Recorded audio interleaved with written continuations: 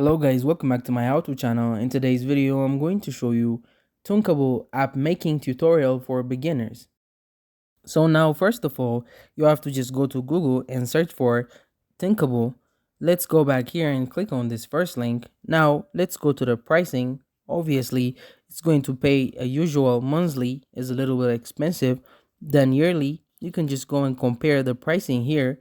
They provide you 3 tier. The first one is completely free, up to 3 public projects and 5 screen per project. There is a builder that most popular, right? Pretty affordable. This is $100, which is one in the advancement. Now click on try for free and let's try this one. It provides a lot of feature, right? So the features are drag and drop interface, cross-platform support, customizable components, and real-time testing, cloud storage, and API.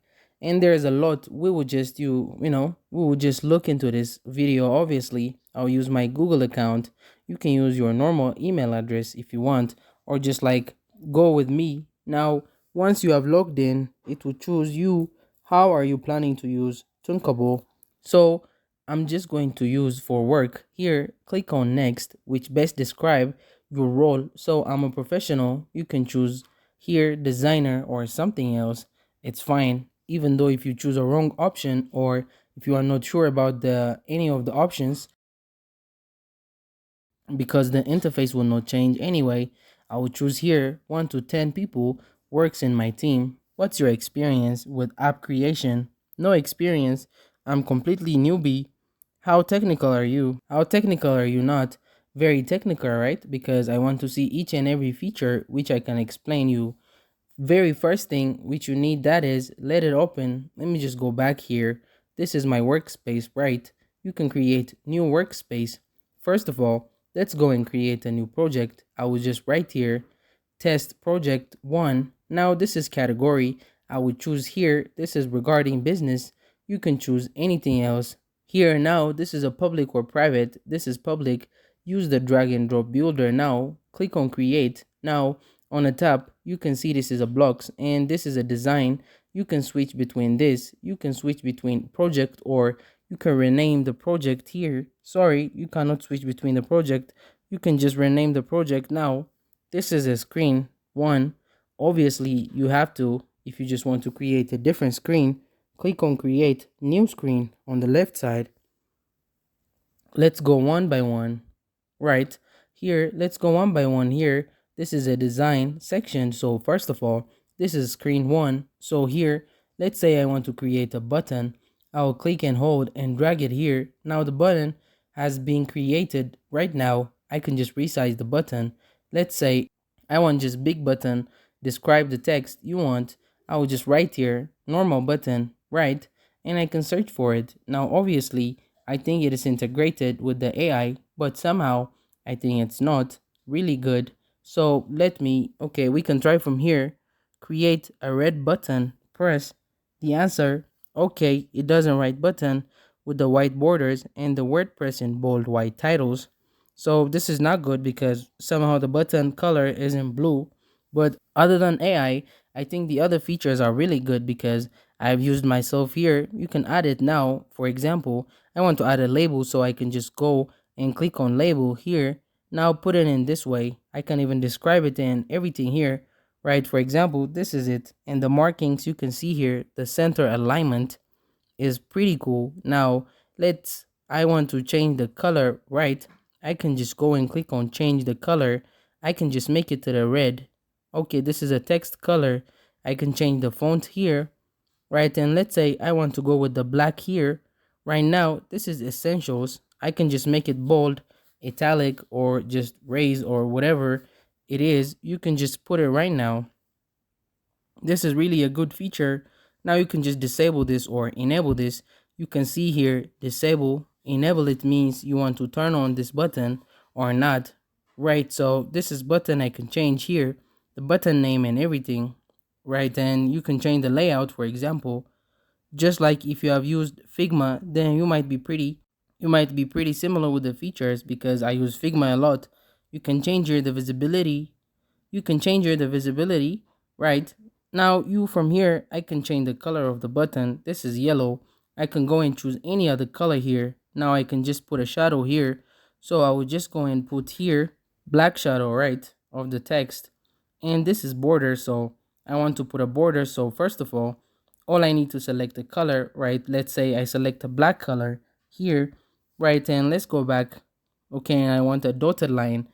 Somehow it's not showing up. I don't know why, but it should show up right here, right? Even though if I just zoom it, no, I cannot see anything here. But in your case, if you face the same issue, let me know. You can navigate to the screen. So there's only one screen. Now let's say I want to create a different screen. So this is just like a Photoshop, or you can just put up layers, right? For example, if I just go and click on here layout, so I can just put it like this, right? And I can put a layout, and I can just write here something. Pretty easy thing to do. I can just drag in and drag it up here. For example, I want to put it here, a container too. I can rename this stuff. I can just delete it from directly here. Now I can just collapse, or you can open it up right now. I can just go and click on create new screen. So in this way, you can see here, this is a different screen, right? You can also shift from here, or just scroll your mouse like this, and you will be able to switch between your screen. Now, I hope you understood the design feature. Here now, one of the Thinkable standout feature, it's a block-based programming interface, right? And this is really cool because you can just go to the block section, define an app behavior. Let's say I want to go with the control. So this is how, this is not exactly coding, but if you have used Scratch, which our teachers used to teach us when we were in school, so primary school, and this is exactly the same thing here. Now you can navigate to the block section, define app behavior, drag and drop blocks to identify the action. For example, let's say what happens if there's a, if customer clicks on this button, then this, there should be a different function if they just go and choose a different function, right? So this is pretty cool, and this is completely just like logic math, and you can use it, right? So this is really good, and it can even handle for user interaction. But for button clicks or screen loads, use the live preview button to test functionality, right? So that's pretty cool. You can just view preview, and this, you can also check it how it looks over the phone. You can also go and create a screen over here, right? Just go and click on plus icon, and you can create a screen. So this is a really good feature, and this tool is allow you to bring your app to life without needing to write a single code. Obviously, in this time, there's AI has come to play, and we cannot ignore the AI, but you can use and create apps with the AI. But somehow this video is regarding the thinkable. You can obviously, if you just want to write codes, and I mean if you don't know how to write codes, but if you want to make applications, simply go with the AI, right? This is what I'm doing currently. Now, connecting data structures, so connecting your app to external data sources is key to creating dynamic things here. Right now, here's how Tinker will help you, it can help you link your app to Google Sheets, Edible, or Firebase for data management, right? So that's pretty cool, and that's really important. And add API call to fetch data from third-party applications, right? And like weather app or payment gateway, save user input locally or sync them to a cloud. For persistence, ensure sensitive data is protected using encryption and authentication. This tool help you create app data interactive and scalable. So this is all the features. Obviously, you can just go and click on create new organization, and you can create something new. Go and click on new project. This is simple project. For example, I want to go with this one, right? The project is loading, and you can see here, this is exactly how it show right now. This is pretty cool. I can just go back.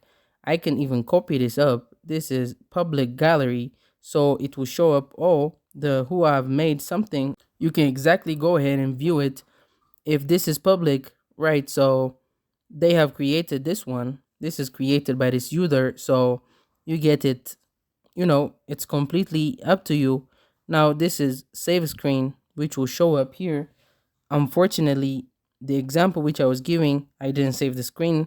This is module, so you can create a new module which allow you to save combinations. of components and block to reuse in the same or older project, so you don't have to create the resources again and again, which is very time saving. Same goes for logic modules now. And there you have it, a complete step-by-step guide to building your own mobile app with Thunkable. Whether you're designing screen and adding functionalities, connecting data sources, Drinkable has the tool to help you succeed.